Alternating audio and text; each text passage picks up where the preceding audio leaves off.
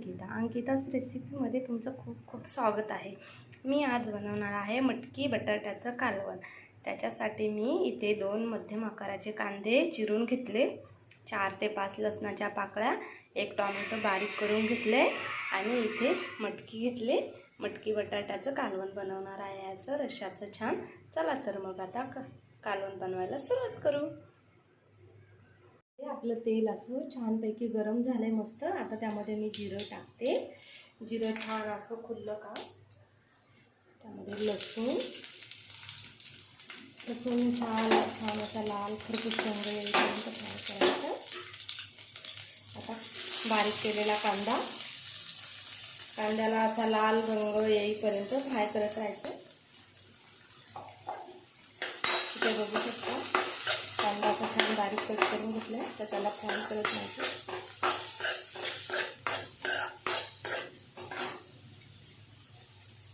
आपला कांदा असा मस्त असा लालसर असा फ्राय झालाय। आता आपण टोमॅटो टाकू। टोमॅटो पण असा मस्त फ्राय करून घ्यायचा, एकदम असा एकदम बारीक होईपर्यंत फ्राय करत राहायचं छान। टोमॅटो टाकला का त्यामध्ये आपण असं चवीनुसार मीठ टाकायचं। मीठ टाकलं की टोमॅटो कसं लवकर विरघळतं। असं एकदम मिक्स करून घ्यायचं छान।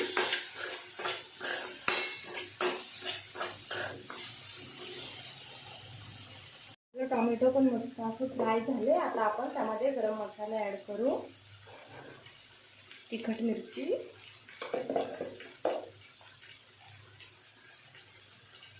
हळद,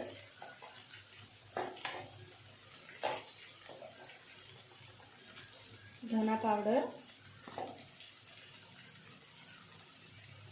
इथे मी लाल काश्मीरी, आणि आपण मीठ तर आधीच टोमॅटो बारीक होण्यासाठी टाकले। हे चांगलं असं मिक्स करून घ्यायचं।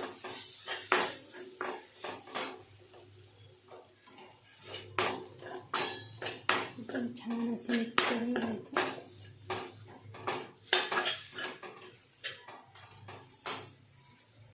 आपला मसाले इथं असे छानपैकी फ्राय झाले। मी इथं मटकी बटाटा घेतलाय, आता तो टाकून मिक्स करून घेऊ।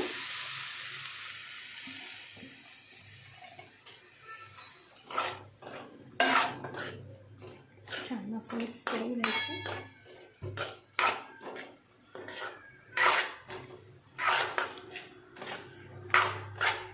मी कालवण बनवणार आहे एकदम छान आणि असं टेस्टी मस्त हॉटेल स्टाईल।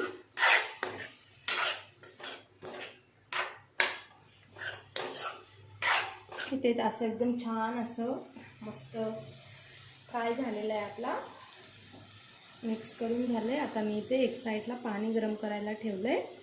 मी कालवणामध्ये गरम पाणी टाकते, त्याला टेस्ट पण छान येते आणि कालवण पण टेस्टी लागतं। आता मी यामध्ये पाहिजे तेवढं पाणी ॲड करा कालवण बनवण्यासाठी।